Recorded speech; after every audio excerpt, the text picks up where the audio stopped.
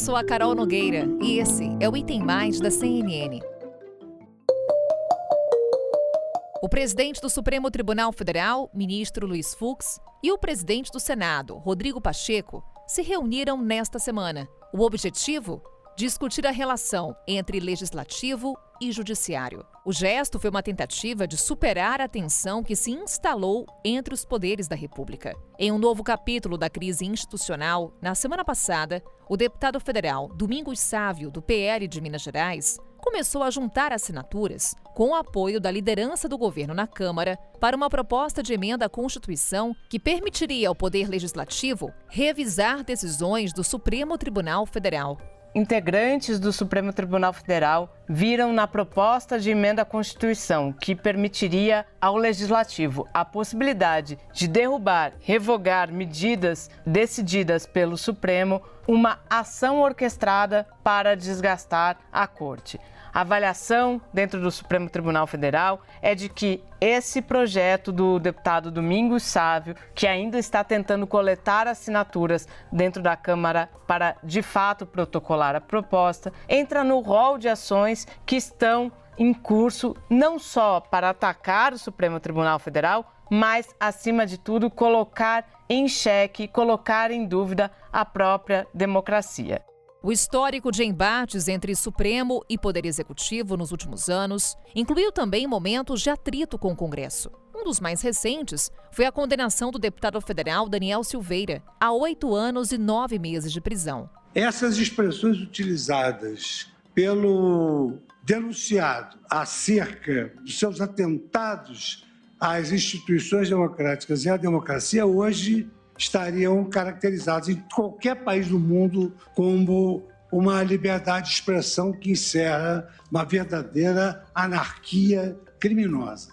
A pena, que acabou perdoada pelo presidente Jair Bolsonaro, foi aplicada em julgamento no plenário do STF. Foram 9 votos a favor e 2 contra. Ou seja, a decisão poderia ser revista pelo parlamento caso a PEC seja apresentada e aprovada pelo Congresso. A proposta, no entanto, enfrenta a resistência entre os parlamentares. No encontro da última terça-feira, o presidente do Senado, Rodrigo Pacheco, indicou que a PEC não deve avançar. Eu considero e externei isso também em relação a qualquer tipo de instrumento que faça com que decisões judiciais possam ser revistas por outro poder, é algo que parece sim ser inconstitucional. Portanto, é uma iniciativa da Câmara dos Deputados que nós respeitamos o tempo da Câmara dos Deputados, mas eu não vejo no Senado Federal um ambiente para discussão de um tema dessa natureza. O atual presidente do Supremo Tribunal Federal, ministro Luiz Fux, deixa o cargo em setembro e será substituído pela ministra Rosa Weber. O fim do mandato foi o pretexto oficial para o encontro desta semana com o presidente do Senado, cerca de um mês após a última reunião entre os dois.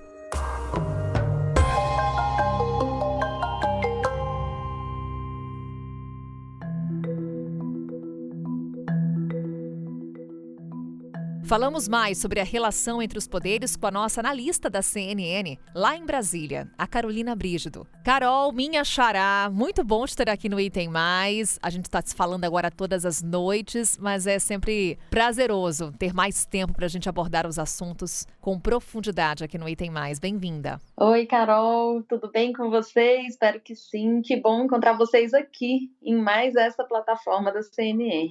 Pois é, Carol, para a gente falar de um assunto que é destaque diariamente aqui na CNN, nos noticiários, que é a relação entre os poderes. A gente acompanhou esse encontro do ministro Luiz Fux com Rodrigo Pacheco. O que essa reunião trouxe ou pode trazer de efeitos práticos, Carol? Olha, Carol, o que a gente tem visto nos últimos anos é o Supremo Tribunal Federal assumir o protagonismo não apenas da vida judicial, mas também da vida política. Uns anos atrás, se a gente fosse pensar essa crise entre poderes, com certeza o papel do STF seria menor nisso tudo. E tiveram muitos pontos de conflito do Supremo entre o Legislativo e também o Palácio do Planalto ao longo dos últimos tempos, especialmente nesse governo de Jair Bolsonaro. E agora o presidente do STF, Luiz Fux, ele tem tentado reconstruir pontes, tanto o presidente Bolsonaro e o governo, quanto com o legislativo. Então, essa reunião com Pacheco e com outros parlamentares mostra esse movimento do Supremo, essa intenção de fazer as pazes, apesar do que acontece de lado a lado, né? O que a gente vê? A gente vê o Supremo Tribunal Federal com essas decisões monocráticas também, que muitas vezes derrubam decisões do Congresso e que isso, historicamente, sim, causa atrito entre os dois poderes. E a gente vê também propostas tramitando no Congresso Nacional que, de certa forma, ameaça o STF, Carol. Justamente, Carol, você cita uma proposta que mexe com os ânimos do Supremo Tribunal Federal. Uma proposta de emenda à Constituição que abriria caminho para a revisão das decisões do STF. Após esse encontro entre Fux e Pacheco, essa PEC está enterrada, Carol? Olha, Carol, essa PEC nasceu morta, digamos assim. A intenção dessa PEC foi justamente tentar colocar o Supremo numa posição de que, peraí, a gente também está atento e o Supremo pode muito, mas não pode tudo. Só que acontece que esse movimento por parte de uma bancada governista, né, de tramitar essa PEC, que é como se fosse assim, uma forma de discutir com o Supremo Tribunal Federal e, de certa forma, por que não ameaçar o Supremo Tribunal Federal, ela tem muito pouca chance de ir adiante, porque no próprio Senado não existe essa disposição em aprovar uma PEC nesse sentido, simplesmente porque, com juristas que eu já conversei, inclusive com fontes do Supremo Tribunal Federal, o mais provável é que essa PEC, mesmo que ela seja aprovada, depois a oposição certamente vai questionar a constitucionalidade dela no próprio Supremo Tribunal Federal. E, por mais contraditório que pareça, uma proposta de emenda à Constituição, ela pode sim ser julgada inconstitucional, se ela ferir cláusula pétrea da Constituição. E a tendência do STF, claro,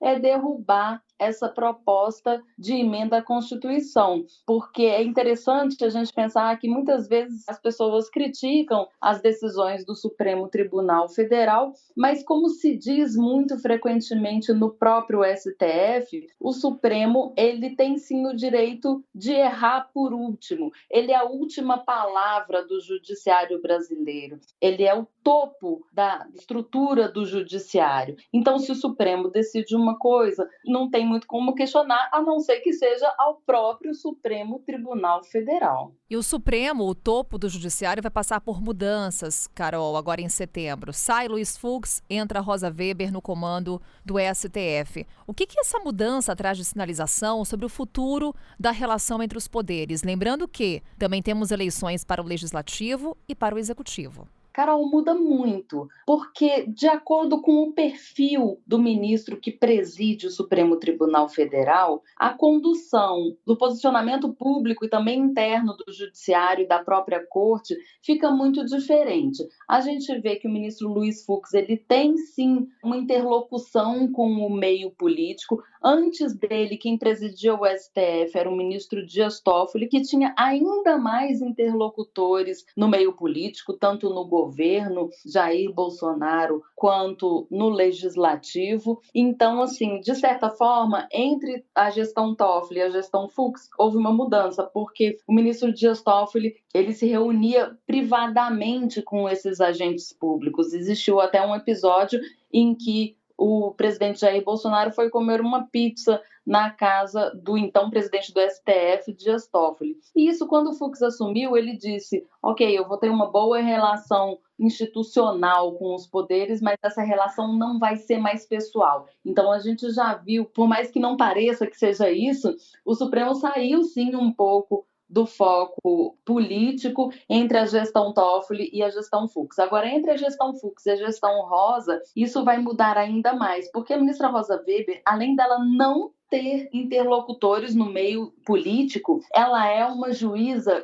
clássica, daquelas que fala nos autos só. Ela não dá entrevista, ela não dá declaração pública, ela é de pouca conversa, inclusive entre os colegas internamente. E a interlocutores, a ministra Rosa Weber disse exatamente isso, que o Supremo Tribunal Federal precisa falar menos de assuntos nacionais e fazer mais o dever de casa, né? Prezar mais pelo entrosamento entre os ministros e pela reconstrução da liturgia da corte, né? Que a corte seja vista como uma corte de justiça mesmo e não uma corte política. Mas claro que a ministra Rosa Weber não vai poder controlar os fatos políticos, né? Os fatos políticos vão continuar chegando no Supremo Tribunal Federal e, de certa forma, o STF será chamado a falar sobre esses assuntos, será chamado a discutir temas nacionais relevantes. Só que, com certeza, a gente espera dessa gestão que não tenha discursos públicos, que não tenha comentários da vida nacional, ao menos em relação a presidente que assume em setembro, né, ali nas vésperas das eleições. Carol, para a gente encerrar, queria um relato teu pessoal, porque há anos você trabalha nessa cobertura de judiciário. Como é que você classifica esse atual momento das relações, principalmente da Suprema Corte, com os demais poderes? Olha, Carol, é só para o nosso ouvinte entender, eu cubro o Supremo Tribunal Federal, eu falo de Supremo Tribunal Federal e de Judiciário desde 2001, acompanho todas as sessões de julgamento e a gente vê que nos últimos 20 anos, sim, isso se repete. Esse conflito entre os poderes, ele parece ser inerente desse momento que a gente vive na democracia. E isso aumentou muito a partir da Constituição de 1988, porque ela permitiu que ações que antes não chegavam ao Supremo Tribunal começassem a chegar. Então, no Congresso, ficou muito mais comum que os temas políticos que não conseguiam ser resolvidos no Legislativo fossem empurrados para o Judiciário. E isso, claro, é um potencial muito grande de conflito. Então, a gente vê isso de tempos em tempos e toda vez que tem uma crise entre os poderes, a gente tende a achar que é a maior crise da história entre os poderes. Mas eu não diria isso, eu iria com mais parcimônia, eu diria que isso é cíclico, que agora é uma crise, sim, bastante pungente, uma crise muito importante que os poderes estão vivendo, que é preciso, sim, ter esse alerta, mas eu acredito que é um movimento natural da democracia. Carolina Brígido, mais uma vez, obrigada por compartilhar um pouco do seu conhecimento aqui com a gente no Item Mais. Já fica o convite para uma próxima. Obrigada, Carol. Até logo e aceito o convite já de prontidão. Em meio a tentativas de conter os embates entre os poderes, o Senado aprovou um convite para que os ministros do Supremo, Alexandre de Moraes e Luiz Roberto Barroso, participem de uma audiência pública sobre ativismo judicial. A iniciativa partiu do senador Eduardo Girão, do Podemos, do Ceará, com a justificativa de que, aspas do senador, a Justiça precisa dar satisfações sobre as suas ações. O Judiciário também vive um ano de intensa pressão sobre o Tribunal Superior Eleitoral. Afinal, tem eleições em outubro. Diante de cobranças das Forças Armadas, que pedem o aperfeiçoamento do sistema eleitoral e mais transparência na apuração dos votos, o presidente do TSE, ministro Edson Fachin, defendeu a atuação da Justiça Eleitoral e o diálogo entre as instituições. O ministro diz o seguinte: aproveito o ensejo para revitalizar algumas informações sobre os atos de fiscalização e auditoria do sistema eletrônico de votação, reforçando assim o necessário diálogo interinstitucional em prol do fortalecimento da democracia brasileira. E no final do documento, Fachin escreve: renovo no ensejo os nossos respeitosos cumprimentos a Vossa Excelência, igualmente expressando nossa elevada consideração às Forças Armadas e a todas as instituições do Estado Democrático de Direito no Brasil. E aí, no meio desse documento, Fachin elenca quais são as principais entidades que fazem parte desse processo de fiscalização e de auditoria do sistema eleitoral brasileiro e todas as etapas dessa fiscalização que está prevista em uma resolução publicada pelo Tribunal Superior Eleitoral. Na noite da última quarta-feira, um encontro em homenagem ao ministro do Supremo, Gilmar Mendes, serviu como mais um esforço para resgatar o diálogo entre o Judiciário e o Palácio do Planalto.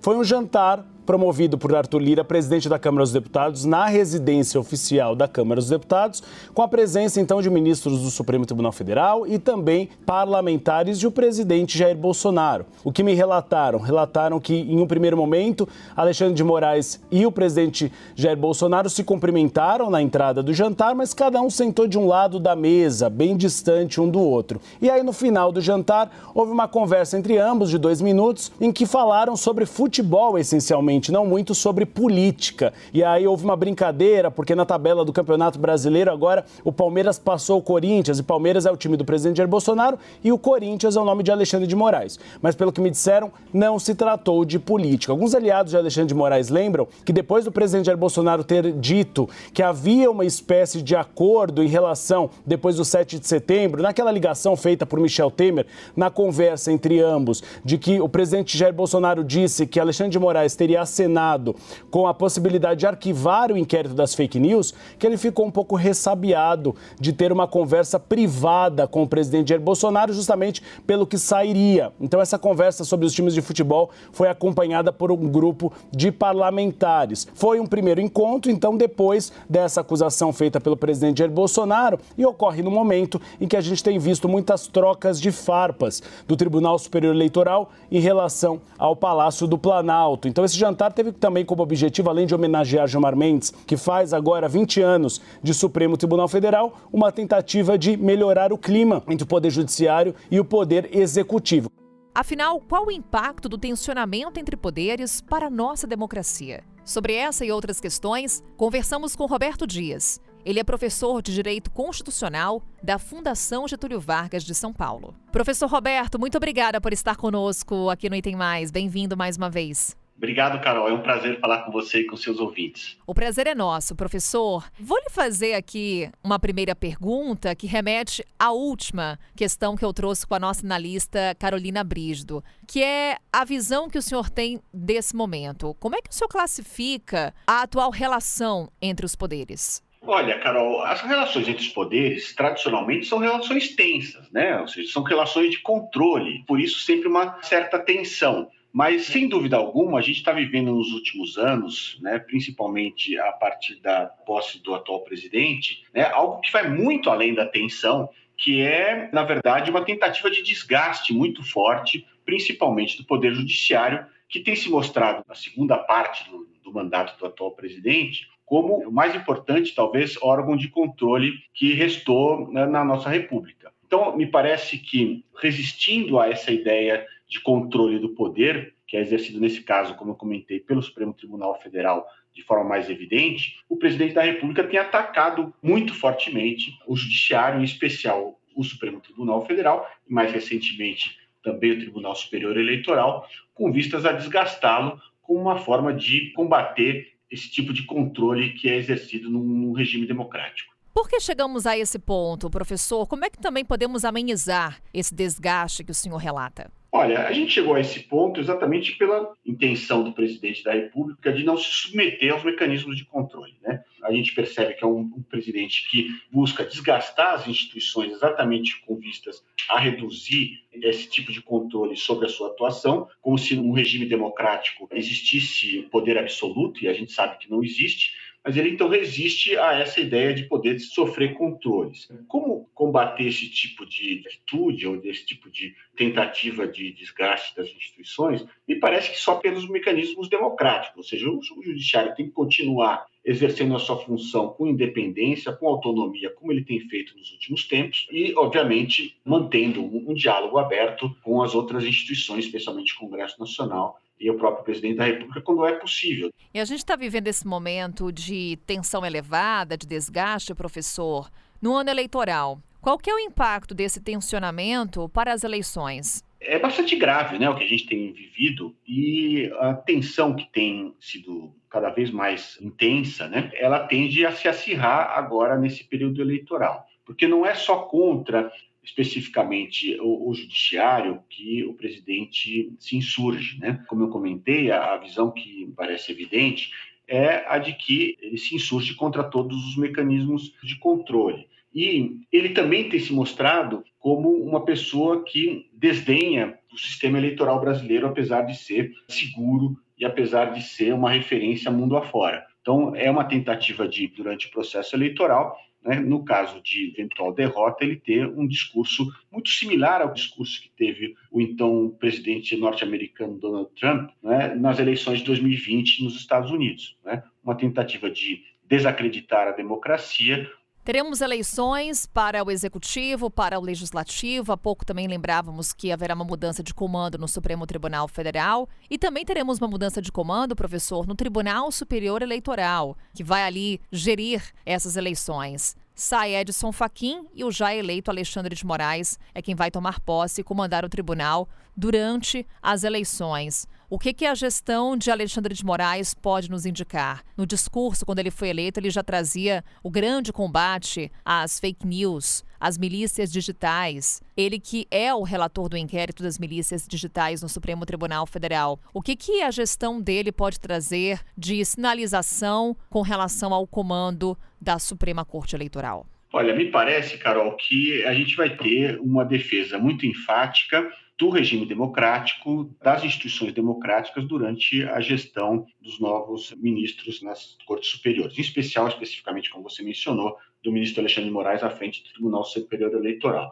Ou seja, é um ministro, assim como os outros, que tem demonstrado absoluta independência, o que é o que se espera de um ministro que vai presidir um tribunal superior, especificamente, nesse caso, o Tribunal Superior Eleitoral, que tem uma missão bastante importante, tendo em vista que a gente já viu algo bastante dramático na última eleição, que foi a disseminação das informações deliberadamente falsas para desequilibrar o processo eleitoral, e o que o Tribunal Superior Eleitoral já disse, com todas as letras, que combaterá isso de forma veemente, como uma forma de, na verdade, preservar o nosso regime democrático. Professor Roberto Dias, mais uma vez, obrigada por essa conversa aqui conosco no Item Mais. Até uma próxima. Muito obrigado, Carol. Até uma próxima. Um abraço.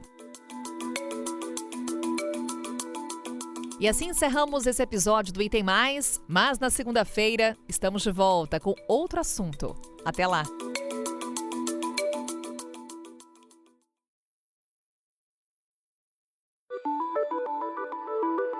Com a minha apresentação, Carol Nogueira, este podcast foi produzido pela Maremoto para a CNN Brasil. Roteiro e pesquisa, Lucas Scherer. Pauta e produção, Danilo Santana. Edição e sonorização, Tamires Pistorese. Coordenação geral, Paula Weinberg e Felipe Gomes. Coordenação de produto, Verônica Schneider. Coordenação editorial, Diego Toledo. Você também pode ouvir o Item Mais no site da CNN Brasil e aproveite para conhecer os nossos outros programas em áudio. Acesse cnnbrasil.com.br/podcasts.